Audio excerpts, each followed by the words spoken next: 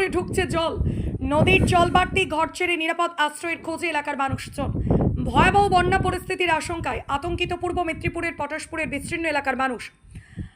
কয়েকদিনের টানা বৃষ্টিতে পটাশপুর এক ব্লকের নইপুর, গোপালপুর, গোকুলপুর সহ বিভিন্ন এলাকায় রাস্তা ও ঘরবাড়ি জলের তলায়।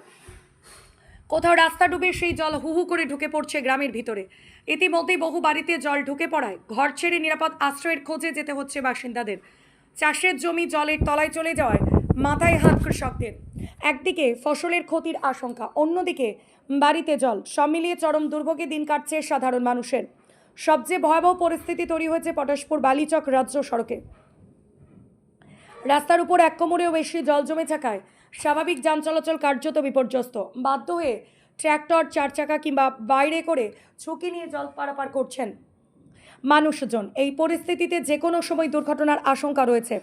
পটাশপুরের টেপরপাড়া এলাকাতেও রাস্তা ডুবে জল ঢুকছে গ্রামের ভিতরে। জল বাড়তে থাকায় আতঙ্কে আরও বাড়ছে নদী ও নিচু এলাকার বাসিন্দাদের মধ্যে। অন্যদিকে কেলেঘাই নদীর জল হু হু করে বাড়ছে। 2021 সালের ভয়াবহ বন্যার স্মৃতি এখনও পটাশপুরবাসীর মনে তাজা। বছর ঘুরে বর্ষা এলেই নতুন করে আতঙ্ক তৈরি হয়। ফের কি সেই ভয়াবহ পরিস্থিতির পুনরাবৃত্তি হবে? যদিও পরিস্থিতির উপর প্রশাসন ও সেচ দফতরের তরফে নজর রাখা হচ্ছে এবং বাঁধ রক্ষায় বিভিন্ন সতর্কতামূলক ব্যবস্থা নেওয়া হয়েছে, কিন্তু প্রকৃতির সঙ্গে লড়াই করা সহজ নয়।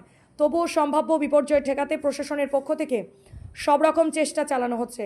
এই মুহূর্তে পটাশপুরবাসীর একটাই প্রশ্ন, কবে কাটবে এই জল যন্ত্রণা? কবে ফিরবে স্বাভাবিক জনজীবন? নদীর জলস্তর আরও বাড়লে পরিস্থিতি কোন দিকে নেয়, সেদিকেই এখন নজর নদী পাড়ের মানুষের। দেখুন, বিগত সরকার থাকাকালীন যে কেলেঘাই, কপালেশ্বরী এবং বাঘই সংস্কার হওয়ার কথা ছিল, সেটা সম্পূর্ণরূপে হয়নি, যার ফলে আজকে এই জল যন্ত্রণা পটাশপুরবাসীকে ভুগতে হচ্ছে। আমাদের সরকার 3 মাস হয়েছে আমরা সরকারে এসেছি।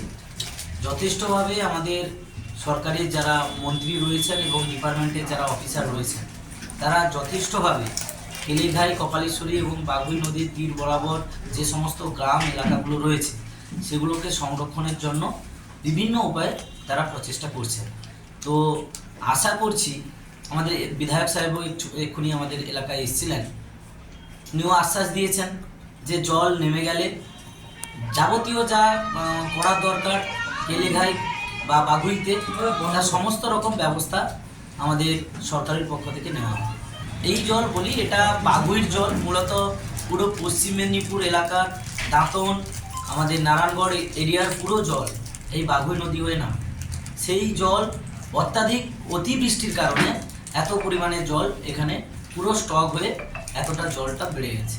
এখনও পর্যন্ত আমাদের এই নইপুর, গোকুলপুর এরিয়া মিলে মিনিমাম 5খানা গ্রাম জলের তলায়। আমরা আর কিছুক্ষণের পরেই প্রশাসনের সহযোগিতায় সেই সমস্ত গ্রামে পৌঁছব, সামগ্রিক কিছু ত্রাণ, এবং সেখান থেকে মানুষজনকে উদ্ধার করে স্থানীয় স্কুল বা অন্য কোথাও ত্রাণ শিবিরে আমরা পৌঁছে দেওয়ার চেষ্টা করি। অবশ্যই প্রশাসনের হস্তক্ষেপ হলে নিশ্চয়ই এই জল যন্ত্রণা থেকে পটাশপুরবাসী মুক্তি। ছোটো গাড়ির চলাচল একদম বন্ধ হয়ে গেছে।